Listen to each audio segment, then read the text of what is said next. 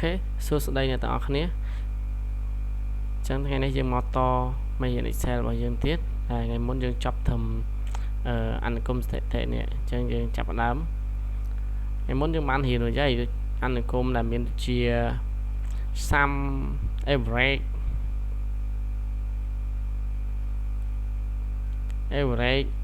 maximum minimum ចឹងថ្ងៃនេះយើងមកដល់អនុគមស្ថិតិមួយទៀតដែលមានជា rank ហ្នឹងតើអីទៅជា rank ជាអនុគមមួយសម្រាប់គណនារកចំណាត់ថ្នាក់ទៅតាមតម្លៃលេខឬមធ្យមភាគដោយការប្រើប្រាស់ការប្រៀបធៀបរវាងតម្លៃលេខច្រើនអញ្ចឹងដើម្បីយើងសរសេររូបមន្ត rank បាននេះស្មើ rank number និង refer អូខេ number ជាតម្លៃលេខដែលស្ថិតក្នុងតំបន់ណាមួយ refer គឺជាតំបន់ដែលផ្ទុកតម្លៃលេខអូខេ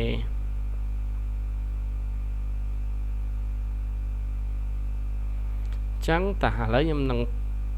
ធ្វើឲ្យមើលមួយពាក់ព័ន្ធមួយ rank រកចំណាត់ថ្នាក់ដូចកន្លែងនេះគេមានឧទាហរណ៍ឲ្យយើងហើយនេះគឺគេមានឧទាហរណ៍ឲ្យយើងមានតារាងឈ្មោះថ្ងៃខែឆ្នាំកំណើតហើយមានបន្ទុកអីនេះចឹងអូខេតាយើងទៅបើក Excel មក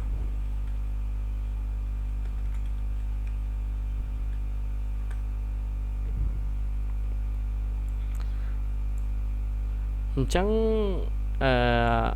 កន្លែងនេះខ្ញុំហៅថាជាឧទាហរណ៍ឬក៏ថាមានប្រាប់ថារបៀបក្នុងការសរសេរ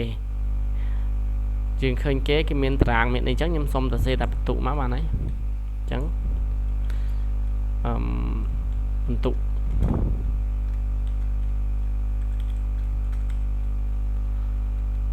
នេះកន្លោនបន្ទុកអញ្ចឹងគេមានកន្លោនបន្ទុកហ្នឹងគឺគេបានបូកសរុបបន្ទុករួចអស់ហើយក្នុងហ្នឹងអញ្ចឹងមានដូចជា80 75មាន85 68 កៅគុត 77 75អូខេដាក់ account មួយទៀត75ហ្នឹងហើយអូខេអញ្ចឹងយើងវាយបន្ទុករបស់យើងពេញឈ្មោះរបស់យើងអស់ហើយយើងនេះយើងមកមើលគេមកតារាងរបស់គេគឺដាច់នេះអត់ដឹងថានៅសល់ឈ្មោះប៉ុន្មានទៀតទេអញ្ចឹងតារាងបន្ទុកវាប្រកាសជានៅមានលេខបន្ទុកតទៀតហើយអញ្ចឹងនៅពេលលទ្ធផលរបស់យើងហ្នឹងគឺវាចេញអត់ដូចគេទេដោយសារតាបន្ទុករបស់គេនេះនៅសល់សិស្សនៅខាងក្រោមទៀតអត់ដឹងថាប៉ុន្មានអ្នកទេហើយយើងបានតែប៉ុណ្ណេះហ្នឹងអញ្ចឹងអត់អីទេវាដូចតែគ្នាទេរូបមន្តនោះគឺអនុគមរូបមន្ត rank ហ្នឹងគឺយើងត្រូវផ្ដើមដោយសញ្ញាស្មើតបមកទៀតយើងសរសេរមកពាក្យ rank ហើយយើងបើកវងកញ្ចក់មួយឃើញឃើញវាចេញឈ្មោះចេញ number ហើយ refer ឲ្យយើងអត់អញ្ចឹងយើងត្រូវ select ទៅលើ cell លើគេនេះមួយមកតបមកយើងក្បៀសហើយយើង refer ទៅ rank នេះ rank ហ្នឹងយើងយកតម្លៃហ្នឹងប្រៀបធៀបទៅលើ rank ហ្នឹងតើវាគួរបានចំណាត់ថ្នាក់ប៉ុណ្ណាអញ្ចឹងគឺយើងកុំភ្លេចដាក់សញ្ញាដុល្លារឲ្យវាផងដើម្បីចាប់តម្លៃវាឲ្យនៅនឹងស្គាល់ក្នុងចន្លោះ rank ប៉ុណ្ណឹងកុំឲ្យវាហេលបើយើងអត់ដាក់តម្លៃដាក់សញ្ញាដុល្លារទេវានឹងហេលហើយហេល cell ហើយអូខេឥឡូវយើងបិទវងកញ្ចក់មក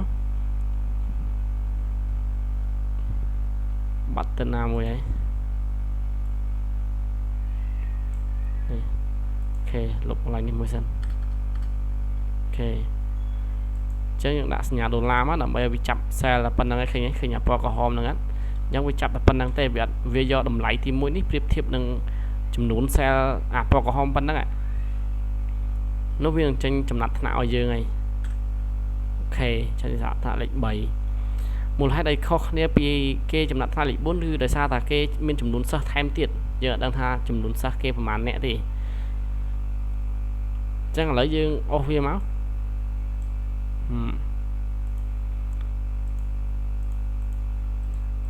ចឹងបន្ទុក90អ្នកខ្ពស់ជាងគេឃើញវាបានលេខ1ដែរ តមកទៀតពីណាគេខ្ពស់ជាងគេ85លេខ2តមកទៀត8គុតលេខ3តមកទៀត77ហើយ75ហើយ68ឃើញទេឃើញតាមលំដោយនេះមានបងប្អូនខ្លះគាត់ឆ្ងល់រឿងដុល្លារអញ្ចឹងឥឡូវខ្ញុំចង់ធ្វើមួយទៀតតែយើងអត់ចាប់សញ្ញាដុល្លារទេយើងដាក់មក rank ហើយយើងបើកមួយចកហើយយើងយកតម្លៃមួយដើម្បីទៅប្រៀបធៀបយើងបៀសវាមួយហើយយើងប្រៀបធៀបនឹងចំនួនតម្លៃនេះចន្លោះប៉ុណ្នេះអញ្ចឹងយើងអត់ដាក់សញ្ញាដុល្លារទេហើយយើងបិទមួយចកចាំមើលវាចេញខុសគ្នាមិនខាងលើនេះវាចេញលេខ3ដែរហើយខាងក្រោមទៀតវារ៉េលខុសហើយឃើញអត់អញ្ចឹងនៅពេលដែលយើងអត់ចាប់សញ្ញាដុល្លារតារាងដែលយើងប្រៀបធៀបនេះយើងយកតម្លៃទី1អាទី1នេះគឺវាត្រូវហើយ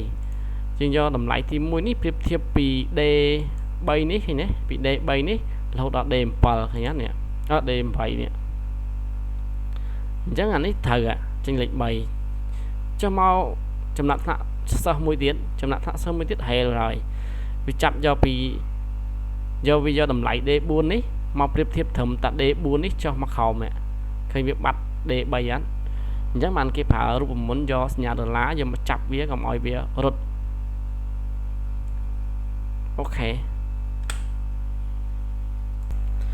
ហ្នឹងហើយអញ្ចឹងពាក់ព័ន្ធមួយរ៉េហ្នឹងយើងបានយល់ខ្លះហើយអញ្ចឹងកុំភ្លេចអនុវត្តផងដើម្បីរកចំណាត់ថ្នាក់ទៅឲ្យសិស្សយើងនេះហ្នឹងអានោះគេប្រើចាំបាច់ហ្នឹងអញ្ចឹងតាយើងចូលមកទៀតពាក់ព័ន្ធជាមួយនឹង count រាប់ count ជាអនុគមមួយប្រើសម្រាប់រាប់ចំនួនលេខអញ្ចឹងអូខេយើងមើលឧទាហរណ៍អូខេនេះឃើញទេអញ្ចឹង count ហ្នឹងរាប់តែចំនួនលេខទេនៅក្នុងនេះមានអក្សរហើយនឹងមានតេអញ្ចឹងមានលេខ1លេខនេះលេខ8នេះ1លេខ5នេះ2លេខ3 4លេខ3នេះ3លេខ2នេះ4អញ្ចឹងគេរាប់មកបាន4ចំនួនឬចំនួននោះគឺសំដៅទៅលើលេខចុះអានេះវិញឥឡូវយើងមានចំនួនណានេះឃើញទេអញ្ចឹងយើងប្រើរូបមន្តមើល count ដើម្បីប្រើរូបមន្តបាន complete វាសញ្ញាស្មើតើមកយើងសរសេរមកគឺ count ឃើញវា load ឲ្យអត់អញ្ចឹងយើង enter វាមកក៏វា enter វាអញ្ចឹងយើងចុចមកយើងបើកចកមួយហើយ count ពីសែនណាដល់សែនណាតម្លៃនេះ value ទី1 value ទី2អញ្ចឹងយើង count វានេះពី cell D3 រហូតដល់ cell D8 យើងបិទកញ្ចក់ឲ្យវាវិញមក enter អញ្ចឹងមានថា6តួលេខមួយតួ2តួ3តួ4តួ5តួ6តួហ្នឹងនេះវិញយើងលុបចោលហើយនេះ1អូខេអញ្ចឹងយើង count ណែមើលយើងសេសញ្ញាស្មើមក count count អូខេហើយយើងបើកមួយចប់មួយហើយយើងអស់តម្លៃមកបិទឃើញទេយើងបាត់ចន្លោះកន្លែងនេះមួយអញ្ចឹងវាបាន15នេះអូខេពាក់ព័ន្ធមួយ count វាអត់មានអីទេមានតែប៉ុណ្្នឹងអញ្ចឹងយើងទៅសេរូបមន្ត complete នេះឃើញទេយើងដាក់សញ្ញាស្មើពីមុខហើយ count បើកមួយចកដាក់ rank ឬក៏ cell ចន្លោះនៃ cell ណាទៅ cell ណាដែលយើងត្រូវការឲ្យវា count នៅចំនួនចូលបើយើងចង់រាប់ចំនួនទាំងអស់នេះអញ្ចឹងយើងសេមកហើយយើង select cell ទាំងអស់ហ្នឹងមកស្មើ count បើកចកអូខេបដងចកវិញ enter អញ្ចឹងមាន13តួអក្សរអញ្ចឹងត្រូវអត់យើងរាប់ពីសែណាដល់សែណាពីសែ D3 រហូតដល់ E10 នេះ D3 នេះរហូតដល់ E10 អញ្ចឹង E10 នេះ